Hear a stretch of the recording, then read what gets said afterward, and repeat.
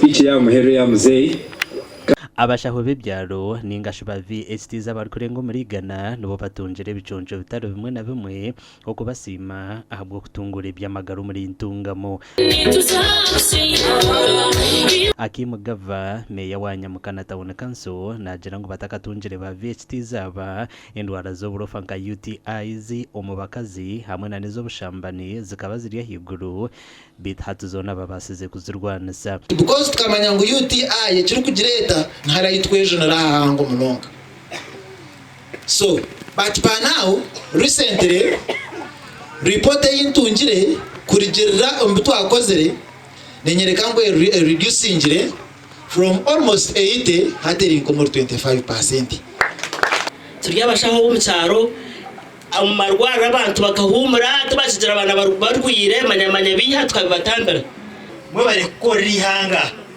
ukuntu ikintu bagweta ukuba patriotic n'ingashi patriotism uko nihanga ryawo ukarukora batakujemere batakakire mwene batakujemere kuko korana ukore ikintu ukikuzire. Beatrice Rwachimadi kando wabireho mnyishengero kazo wantungamo nagira ngo arukoza kurugo mwishengero akasaga bahingwize ngo bore VHT bamuhe mushara ogwa sente mitwaro 30 umazima gishire mitaka byete by'imbozi nicenda mukuratire murebe parliament yikumi mubuzo wa ine connection health inspectors baryaha abe byamagara barya mukore research mugende murebe proposals za akaciko kebyamagara aka 10th parliament kumurashanga ikintu cha VHT kutunga mushara gutaro no mushara twaguronsire mutwara ashatu twira tebo ya parliament konko kuchingu za chikarema bore VHT bamukwasize bafu hamwe na sabuni ahagati ya karna amashemererwa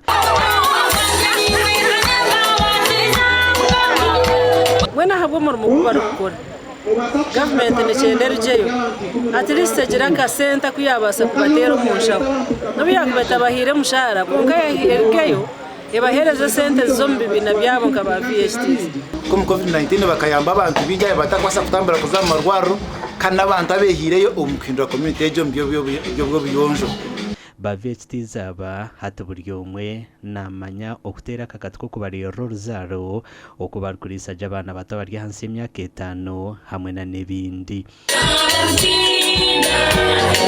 ahabwa TV West and area Saratugusa.